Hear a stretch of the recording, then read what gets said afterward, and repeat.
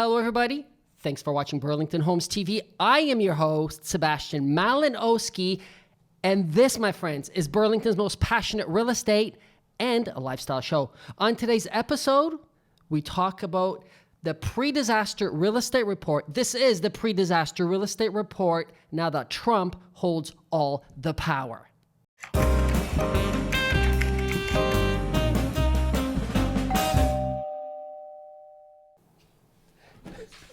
I almost messed up that intro. Let me say it again. Pre-disaster. This is the pre-disaster real estate report now that Trump holds all the power. So, obviously, unless you live under a rock, we all know that Trump will be the next president of these lovely United States down south. My condolences to all Americans. I am so happy to be living north of the border right now. I don't know what else to say. So that's what we're calling it, the pre-disaster real estate report, because we've got the real estate report to cover today. However, according to everybody, after today, it's just a disaster. So as you're watching this video, this will be the best news in real estate history because we're all getting flushed down the toilet. Well, let's just hope that America is still a democracy and that all the promises that Trump made off the cuff, there's people there to control him. So let's not push the panic button. There are a lot of people there to control his actions and maybe not his mouth, although I wish they could, but at least his actions. Now, it's so funny because the Donald Trump, the candidate that was running for presidency, I believe was a different person than the actual president that you will see as of January. Because things are said in the heat of the moment when you're a candidate, and I hope that's true. I mean, who knows? Donald Trump could be a you-know-what underneath it all. But let's hope that the candidate Donald Trump is different than the actual president Donald Trump. Because as you're running for presidency, I do believe that you overpromise and you say things in the heat of the moment. But once the dust settles and you're in the seat to be the president, I hope you act a lot different than you did as a candidate for the presidency. Does that make sense? Yeah, I agree. I think that you're going to see a very different Donald Trump as president. But unfortunately, where I disagree is I think the person that you saw is the true Donald Trump. And that could be it. True colors come through when people are under pressure. And we saw some of the things that he said and some of the things he's done in the past. And I think that's indicative of his true self. Yeah. Now let's hope that Donald Trump, the president, is a little bit more controlled and a little bit... Let's hope so. A little bit different. I hope so too. I hope so too. Now, this is, of course, a bit of tongue-in-cheek pre-disaster real estate report. I hope it's not a disaster after this. I hope we don't, get into a disastrous relationship with the Americans. I really don't. Now, before we get into the actual numbers, just want to point out a couple things that happened on Tuesday evening, of course. The market started plunging worldwide as soon as Donald Trump started hedging ahead in the polls. As he started winning, the market started to plunge. It was interesting. Now, things are coming back up, but they weren't looking so good. Now, here is maybe some good news for Canada. The Canadian immigration website actually crashed Tuesday night during the election. It literally crashed. So many Americans were on the website learning, how do I get into this wonderful country y'all call Canada? Right? Come over to Burlington if you're watching this. A wonderful city, #1 mid-sized city right here, Burlington, Ontario. So that's good news for Canada. Now, here's some bad news for Canada, okay? Now, Trump promised to scrap NAFTA, which is the North American Free Trade Agreement, which has been entered into by Canada, United States, and Mexico back in 1994. According to Justin Trudeau, 70% of everything exported out of Canada goes into the States. So, here's what Donald Trump tends to do. NAFTA? What NAFTA? We don't need NAFTA. I'm going to set up my own rules.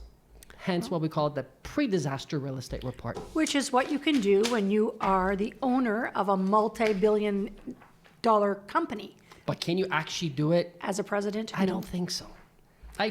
It will be very interesting to see how Mr. Trump, now President Trump, as of January, will affect what's happening in Canada and in Burlington. It'll be very interesting to see how Mr. Trump and his ego fits into the box of the President of the United States. Sometimes you can't fit through the door walking into a room, never mind the box of the United States, right?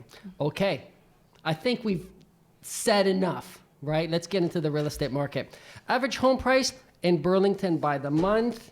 Prices did dip down a little bit in October. The average home sale price in October was roughly $670,000. You can see in September it kind of spiked up. In October, the average home sale price did drop down a little bit, which is good news. I hope to see the trend coming down a little bit because it is outrageous what we're seeing here in Burlington. Speaking of outrageous, I want to show this graph right here because I want to compare it to what's been happening last year. This is the average home sale price since 2006. You can see it going up. So this year, in 2016, as of October 2016, the average sale price in Burlington is roughly $665,000. Now, Lisa, here's the crazy part. And this speaks volumes about the crazy Burlington real estate market. Last year, at this point in time, the average sale price in Burlington was $559,800, roughly $560,000. Now we're looking at $665,000. Over $100,000 you're paying more this year. We've been preaching this, Lisa and I, over the past year. If you've been tuning in and you started watching these videos a year ago, we've been saying this loud and clear. Last year, where people thought the prices were outrageous, Lisa and I sat here and we warned everybody, if you want to make some money, get into the market. Go back to a year ago, 12 months ago, watch some episodes. You will see how we said, if you want to make some money, get into the market. Don't worry about trying to save up a huge down payment. You can never save quick enough. And the people that listen have an extra $100,000 in their pocket on average. Yeah. Those that didn't listen, what can I say? I can't fault you for it because, I mean, you can never predict the future, although Lisa and I can sometimes. So that being said, the people who are still considering buying homes, buyers are out there, don't think it's going to be any different this spring. You're going to see a huge influx in prices again. Yeah. So if you're looking for a home, get your foot in the door as soon as you physically can. I agree. Here the hottest price is between $600,000 and $700,000. 572 homes sold this year, 2016, between $600,000 and $700,000. So that's the activity happening in that. And of course, I always pay attention to the million plus because 379 homes this year have already sold in the million plus category. I can't wait for this graph to be like all the way up here. Actually, I shouldn't say that because that means news. home prices have gone up. Forget I said that. I said that. I think it'd just be interesting to see, but I don't actually want to see that. I want to see the market calm down, and hopefully with the new mortgage rules that have come out, it will be very interesting to see what's going to happen. I don't believe the market will crash. I do believe that the new mortgage rules may slow things down a little bit, but time will tell.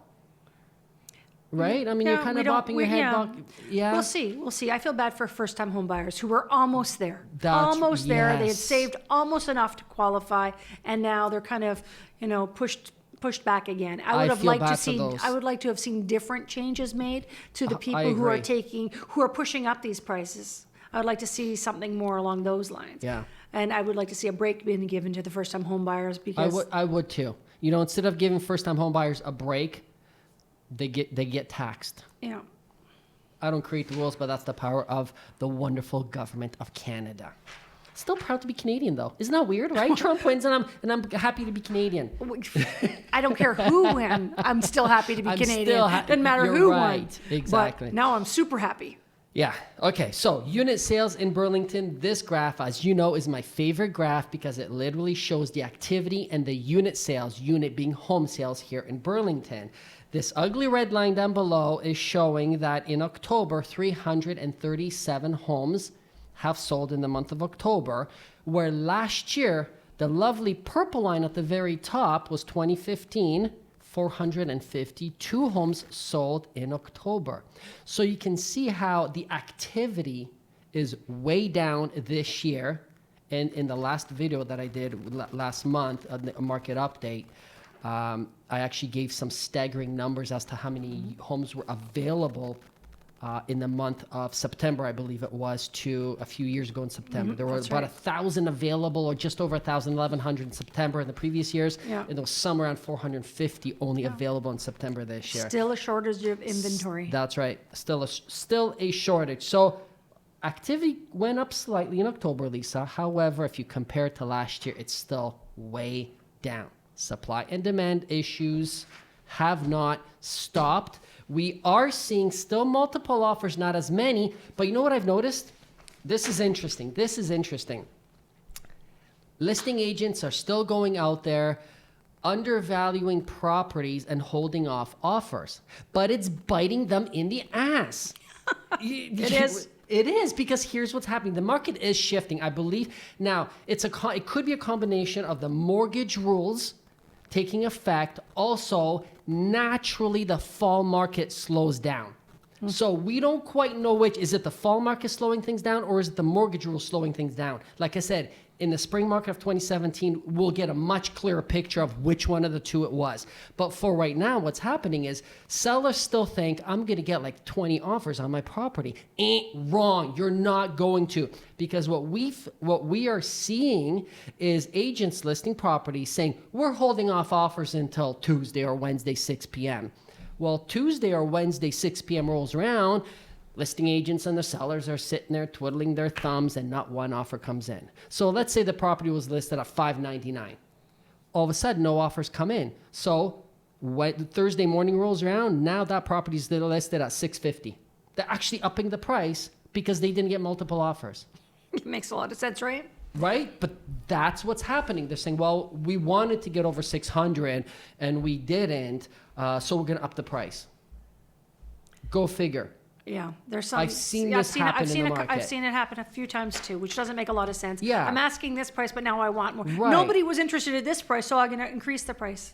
You know, if you guys are watching this video, Is it if logic? it's on Facebook, sorry, did you say something? I said reverse logic. Oh, exactly. I want to hear your comments. I mean, I have my point of view, but I want to hear your point of view. Do you think it's weird that agents are all of a sudden asking more? Do you think it's okay? I want to hear your feedback. What do you think about that strategy? Well, you think about it. If you're a buyer and you're looking at a house and you're thinking maybe, but I don't know if I want to get into competition. Let's say you've maybe burned a few times, you've been through it a few times, you just think, I'm not interested in doing that. So you're looking at this house and you'll say, well, let's see if it doesn't sell, maybe I'll put an offer in. So you're looking at this house, $599, and it doesn't sell for whatever reason, there's no competition in it.